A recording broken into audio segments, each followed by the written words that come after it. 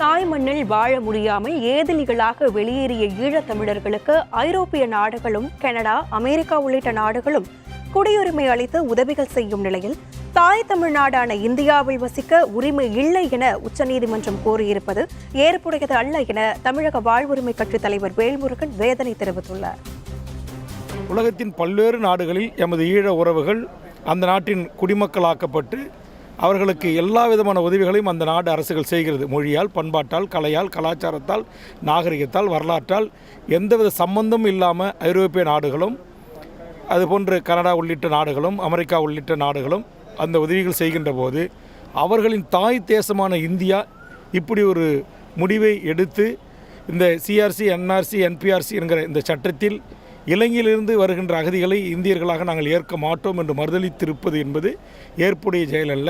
அது உலகம் முழுவதும் வாழ்கின்ற 12 கோடி மக்களின் வேதனைக்கு உள்ளாக்கியிருக்கிறது. ஆதலால் உயர்நீதிமன்றங்கள், உச்சநீதிமன்றங்கள் இது போன்ற வழக்குகள் வருகின்ற போது வெறும் சட்டத்தின் பார்வையோடு, சட்ட பிரிவுகளோடு இதை அணுகாமல் ஒரு மனிதநேய அடிப்படையில் அணுக வேண்டும் என்கிற வேண்டுகோளை நான் முன்வைக்கிறேன்.